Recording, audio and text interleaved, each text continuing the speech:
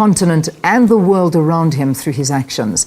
In a packed room, the World's Assembly expressed its collective sympathy to the Mandela family and the people and government of South Africa by honouring what the President of the General Assembly called a glorious life. Of His Excellency Nelson Mandela. The world continues to pay tribute to Madiba, every nation acknowledging the reach and impact of a life lost, but a legacy secured.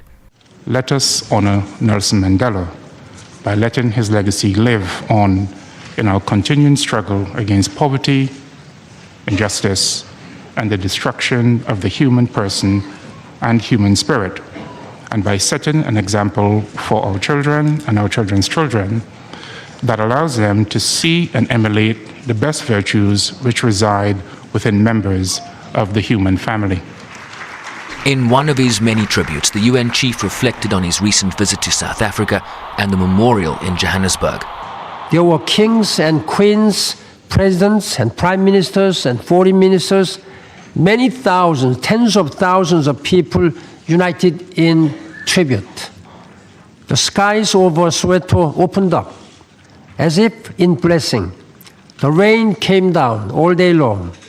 It was a reminder that there can be no rainbow without rain. So together, in Nelson Mandela's Rainbow Nation, we mourned the tragic loss and celebrated a triumphant life. The first and only black mayor of New York City, who hosted Madiba in 1990, talked about our good fortune to have lived in his lifetime. Perhaps once in a generation, a man, a movement, and a moment come together on a mission for freedom that is so powerful, so courageous, so just that all the guns and dogs, hatred and violence, deprivation and force that can be mustered cannot turn them back. It has been our good fortune that this moment came within our lifetimes, and a great blessing that it came in the person of Nelson Mandela. Archbishop Desmond Tutu was larger than life in his video message to the Assembly. Can you imagine what would have happened to our country if the Nelson Mandela who walked out in 1990 had been consumed by anger and bitterness and a lust for revenge and retribution? Our country would have gone up in smoke. But, as he explained, the only ember was Madiba's, one that burned brightly for 95 years, thanks in part to the work done at the United Nations.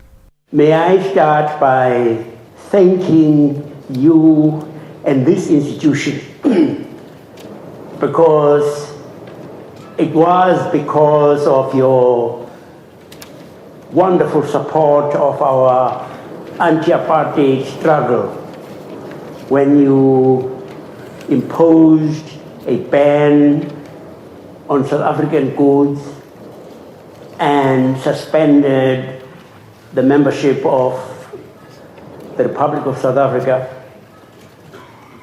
that you gave a huge impetus to that struggle. Imagine if Nelson Mandela had died in prison.